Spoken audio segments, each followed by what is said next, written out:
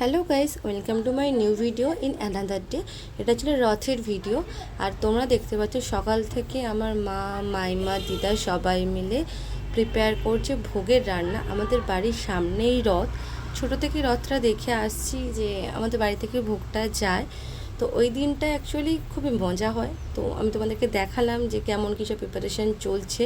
মানে অনেক সকাল থেকে সবাই উঠে উঠে পড়েছে, বাট আমি ঘুমাচ্ছিলাম, তো ওটার ভাবলাম না একটু ভিডিও তো নেওয়া যেতেই পারে। আর এই দেখো সব কিছু হয়ে যাওয়ার পর রেডি করে সব সাজিয়ে রেখেছে। আমরা ওয়েট করছিলাম ব্যান্ড পার্টি আসলে দেন আমরা যাব, কারণ প্রতি বছর এটাই হয়ে থাকে যে ব্যান্ড পার্টি আসে, দেন বেশ আলাদাই ভাইবস লাগে। যাই হোক, যাওয়ার জন্য।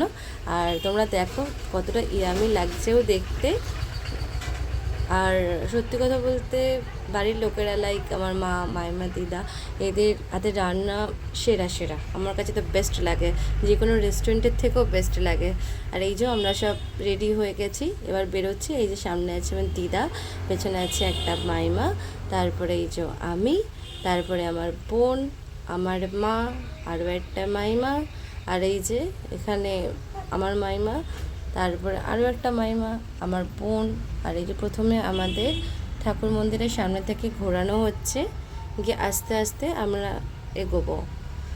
এই দিনই জানি না কেন এতটা রোদ ছিল, তার আগের দিন পর্যন্ত বৃষ্টি বৃষ্টি ছিল। মানে যাচ্ছি ঠাকুরের জিনিস বলাটা ঠিক নয়, বাট স্টিল নাও পা পুরো একদম পড়ে যাচ্ছিল রোদে। তো এটা অ্যাকচুয়ালি আমাদের বাড়ির সামনেই হয়, তো খুব একটা ডিস্টেন্স নয়, বাট ভালো লাগে যেতে। প্রতি বছরই যাই, কোনো বছরই মিস করি না। মাঝে 1-2 বছর মেবি মিস হয়ে গেছিলো কলেজের জন্য, কারণ ওই একদিন ছুটিতে এসে না যেতে ভালো লাগে না। এখানে আসলে মনে হয় কিছুদিন থাকি। আর এই দেখতে পাচ্ছ তোমরা রথটা, ছোট থেকে এই রথই, মানে ফার্স্ট আমি রথের দড়ি এখানেই টানি, তারপরে বাজারে যাই। আর এটাও বলতে গেলে যতটুকু শুনেছি কাকদ্বীপের সব থেকে পুরনো রথ। আর তোমাদের সাথে গল্প করতে করতে দেখো রাস্তাও পেরিয়ে গেছি। এবার এখান থেকে আমরা ডিরেক্ট চলে যাব আশ্রমে। এই যে দিদা জল ছেটাচ্ছে সামনে, সেই অনুযায়ী আমরা পেছনে পেছনে আসছি।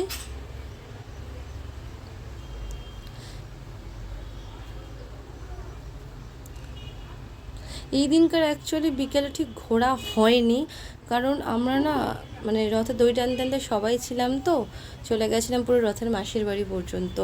তো তারপরে না এত পা ফা ব্যথা হয়েছে, মানে লাইফে ফার্স্ট টাইম আমি রাস্তায় এইভাবে নাচতে নাচতে গেছি, খুব মজা হচ্ছিল। তো আবার ওখান থেকে এসে ডিরেক্ট টোটো করে বাড়ি চলে এসেছিলাম, আবার যাব মেলা ঘুরবো, সেই জিনিসটা অ্যাকচুয়ালি হয়নি। মানে ভেবেছিলাম, অনেক কিছু ভেবেছিলাম, আগে পর্যন্ত বাড়িতে প্ল্যানিং করেছিলাম যে না এই কিনবো, এই কিনবো, সেই কিনবো, কিছুই কেনা হয়নি, জিলিপি কিনে বাড়ি চলে এসেছি। আর এই দেখো ফাইনালি আমরা পৌঁছেও গেছি, এই যে গেট এসে গেছে। এইখানে এবার আমরা এক এক করে ঢুকে যাব। আর তোমরা দেখতে পাচ্ছ আশ্রমটা, যারা এদিকে থাকো তারা তো অবশ্যই জানো, আর যারা থাকো না, জানো না, তারা দেখতেই পাচ্ছ কত সুন্দর জায়গাটা। এখানে ফার্স্টে রয়েছে, এখানে কৃষ্ণ ঠাকুর রয়েছে, দেন এখানে জগন্নাথ, বলরাম, সুভদ্রা থাকে, যেটা ফার্স্ট রুমটা, সেটা তোমরা দেখতেই পাবে, তোমাদের দেখাচ্ছি। আর এই যে আমরা এখন এক এক মাথা থেকে থালাগুলো নামিয়ে রাখবো ওখানে। আর ভিডিওটা সেদিন আমার করে দিচ্ছিল আমার ভাই রিজু, ও করছিল। আর সেই জন্য ক্যাপচারগুলো দেখছি খুবই সুন্দর সুন্দর করেছে। আর এই যে এনারই মন্দির অ্যাকচুয়ালি পরমানন্দজি মহারাজ, এর দীক্ষা আমার বাড়ির সকলেই, আমি নিইনি, ভাই নেয়নি, রিজু নেয়নি, আমার বোন নেয়নি। অ্যাকচুয়ালি এখন আমাদের এগুলো নেওয়া হয়নি, কিন্তু বাড়ির বড়দের সবার নেওয়া হয়ে গেছে। আর এইটা হলো যে শিব ঠাকুর, ওখানে শিব পার্বতী আছে। এই যে সবটা তোমার দেখিয়ে দিলাম, তারপরে খেতে বসে গেছিলাম। আর এই দেখো কত লোকজন ছিল, আমরা ফার্স্ট ব্যাচে বসে গেছিলাম। তো প্রথমে দিয়ে দিয়েছিল প্রসাদ, তারপরে দিয়ে দিয়েছিল ভাত, তারপরে ছিল ভেজ ডাল, তারপরে একটা লাবড়া টাইপের আইটেম ছিল, আফটার দ্যাট ছিল পটল আলুর তরকারি, দেন পনিরের তরকারি, দেন ছিল আমের চাটনি, আর ছিল পায়েস, ছিল বোঁদে। আমি কিন্তু পায়েস খাই না, তোমাদেরকে দেখাবো বলে আমি পায়েসটা নিয়েছিলাম। অন্নপ্রাশনের পরে শুনেছি, সেভাবে আমি কোনোদিন খাইনি, আমি পছন্দই করি না অ্যাকচুয়ালি। তো যাই হোক, এই দেখো বিকেল হয়ে গেছে, আমরা সবাই চলে এসেছি। এবার ঠাকুরকে ঘর থেকে বের করা হচ্ছে, এবার তোলা হবে এটা রথে। আর এই যা যা রিচুয়ালস থাকে সেগুলোই চলছে। কয়েক পাক মনে হয় রথের চারদিকে দিতে হয়, আমি ঠিক এটা জানি না। আর এই দেখো রথটাকে তো সুন্দর লাগছে, সিরিয়াসলি সুন্দর লাগছে, এত সুন্দর করে সাজানো হয়েছে রথটা।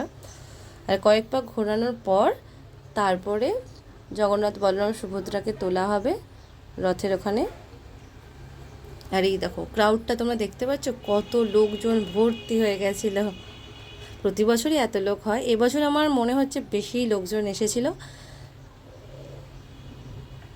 আসলে আমাদের রথটা এই বছর অনেকটা আগেই বেরিয়েছিল, মনে হয় মেবি ওই 4টে দিকে ফিকে হবে।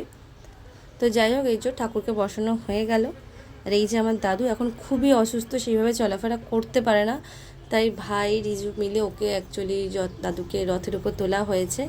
দাদু কিন্তু কিছু বুঝতেই পারছে না, আসলে দাদুর মেমোরি এখন অতটা নেই, বাট স্টিল নাও একসময় দাদু এটার খুব ভালোভাবে দায়িত্ব পালন করতো, এখন শরীর খারাপের জন্য করতে পারে না। দাদুর সেক্রেটারি ছিল এখানকার।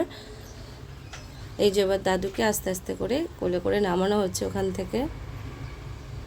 আর তারপরে রথে দই টানতে টানতে আমরা চলে গেছিলাম বাজারে। এই দেখো বাজারের ভিড়টা, কত লোকজন, সবাই রথের মেলা দেখতে বেরিয়ে পড়েছে। আর এই যে আমরা সব রথের দড়ি টানছিলাম। আর আজকে এই বছর অ্যাকচুয়ালি ইউনিকনেস যেটা ছিল সেটা হচ্ছে লাঠি খেলা, যেটা আগে ওখানে হতো বাট এখন হয় না। আর এই বছর হয়েছিল তো আরও বেশি লোকজন ছিল, ওটা ছিল অ্যাকচুয়ালি সেন্টার অফ অ্যাট্রাকশান। আর এই দেখো আমাকে দেখতে পাচ্ছ তোমরা, আমরা রাস্তায় নাচানাচি করতে করতে আসছিলাম, খুব মজা লাগছিল। তো সবাই মিলে আমরা যাচ্ছিলাম রথকে ওর মাসির বাড়ি পৌঁছে দিতে।